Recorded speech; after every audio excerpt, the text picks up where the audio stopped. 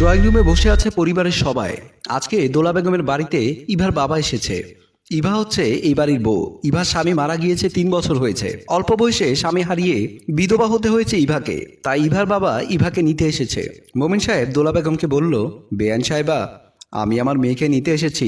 অল্প বয়সে আমার মেয়ে তার স্বামীকে হারিয়েছে, তাই আমি চাই না আমার মেয়ে এখানে থেকে কষ্ট পাক। দোলা বেগম বলল, আপনার মেয়েকে আমি সবসময় আমার মেয়ের মতোই জেনেছি।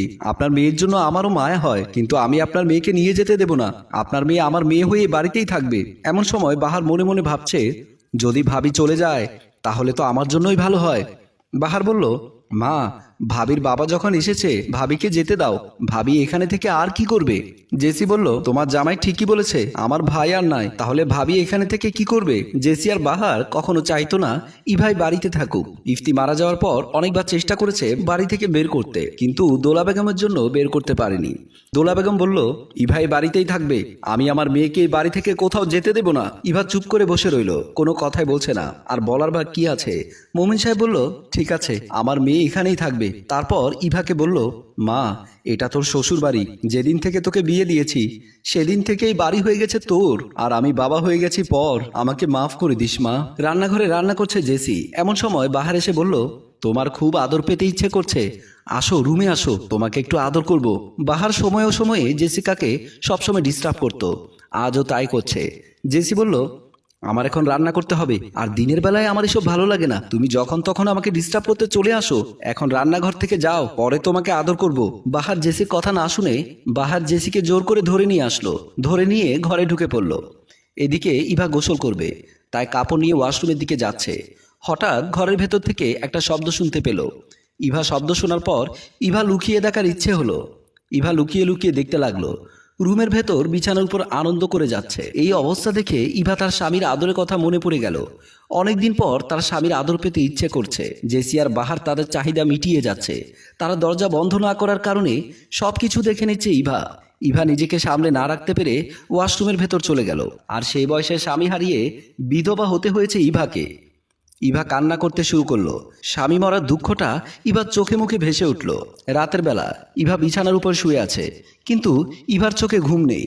দিনের বেলায় বাহারা জেসি যা করেছে তা বারবার ইভার চোখে ভাসছে। এমন সময় ইভার বাড়ির কাজের লোক নিলয় ঘরে আসলো। নিলয় এসে দেখতে পারল ইভা একটু এলোমেলো হয়ে আছে। এলোমেলো ভাবে আছে ইভা। নিলয় বলল, আমাকে মাফ করে দিয়েন, আমি আপনার সাথে এমন করতে চাইনি, কিন্তু আপনাকে দেখে আমি নিজেকে ধরে রাখতে পারিনি। আমি এই ভুল করে ফেলেছি। ইভা বলল, তোমার এই ভুলের জন্য আজকে আমার মনে শান্তি খুঁজে পেয়েছি। নিলয় বলল, আপনি খুশি হয়েছেন? এমন কথার জবাবে ইভা মুচকি হাসি দিয়ে বসে রইল। নিলয় আর বুঝতে বাকি রইল না ইভা খুশি হয়েছে। নিলয় মনে মনে ভাবছে, আজকে যখন সুযোগ পেয়েছি তাহলে মাঝে মাঝেও পাবো।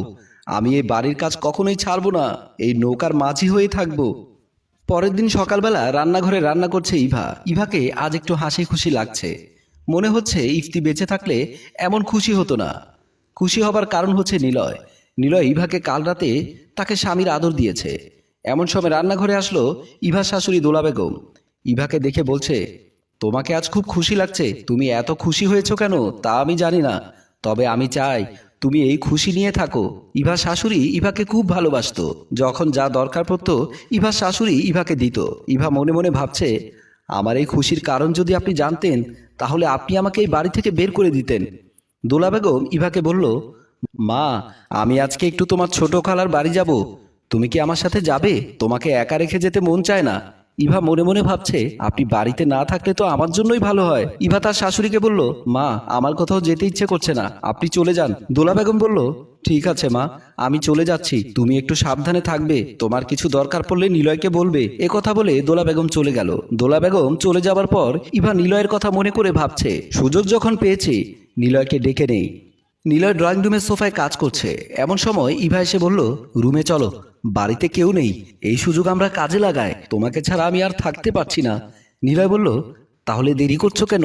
চলো রুমে যায়। জেসি বলল, তুমি আমাকে বিয়ে না করে একটা মেশিনকে বিয়ে করতে, তোমার যখন ইচ্ছা তুমি কাছে পেতে।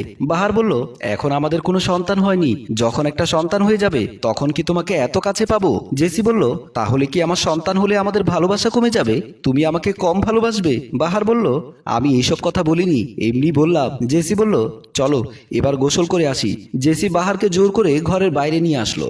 ঘরের বাইরে এসে দেখতে পেল ইভা বেসিনের সামনে দাঁড়িয়ে বমি করছে। এই দেখে জেসি তার মাকে ডাকতে লাগলো। জেসির ডাক শুনে দোলা বেগম বেরিয়ে আসলো। রান্নাঘরে শুয়ে আছে কাজের ছেলে নিলয়, সেও ডাক শুনে চলে আসলো। সবাইকে একসাথে দেখে ইভা মাথা নিচু করে রইল। ইভা ভয় পেয়ে আছে। জেসি বলল, মা, তোমার বৌমা মা হতে চলেছে। বাহার বলল, এত ভালোবেসেছেন, তার ভালোবাসার প্রমাণ দিচ্ছে আপনার বৌমা। ইভা কান্না করে যাচ্ছে। কোনো কথা না বলে কাজের ছেলে নিলয় মাথা নিচু করে রইল। তার কিছু বলার ছিল না। নিলয় আর কি বলবে কাজের ছেলে হয়ে।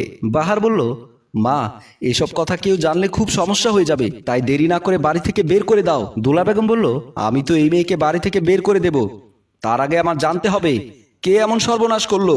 ইভা চুপ করে দাঁড়িয়ে আছে, কান্না করছে। এমন সময় কাজের ছেলে নিলয় বলল, ভাবির কোনো দোষ নাই, যা করেছি আমি করেছি, ভাবির পেটে সন্তানটা আমার। জেসি বলল, আমাদের বাড়িতে কাজ করে আমাদের সম্মান নিয়ে খেলেছিস? মা, নিলয়কে সহ এই বাড়ি থেকে বের করে দাও। দোলা বেগম বলল, দাঁড়া, তোরা কোনো কথা বলিস না, যা বলার আমি বলবো। তারপর ইভাকে বলল, মা, আমি তো তোর বিয়ে দিতে চেয়েছিলাম, আমাকে বলতে পারতি তুই, তাহলে তো আর এমন হতো না। ইভা বলল, আমি ভুল করে ফেলেছি মা, আমাকে মাফ করে দিন, আমি আপনার সম্মান নিয়ে খেলেছি, আমাকে এই বাড়ি থেকে বের করে দিন। কিন্তু মা, নিলয়ের কোনো দোষ নেই, ওকে এই বাড়ি থেকে বের করে দিয়েন না। দোলা বেগম বলল, আমি কাউকে এই বাড়ি থেকে বের করব না, আমি তোমাদের বিয়ে দেব। সম্মানিত ভিউয়ার্স, গল্পটি আপনাদের কাছে কেমন লেগেছে? যদি ভালো লেগে থাকে তাহলে লাইক, কমেন্ট, শেয়ার করে পাশেই থাকুন। ধন্যবাদ।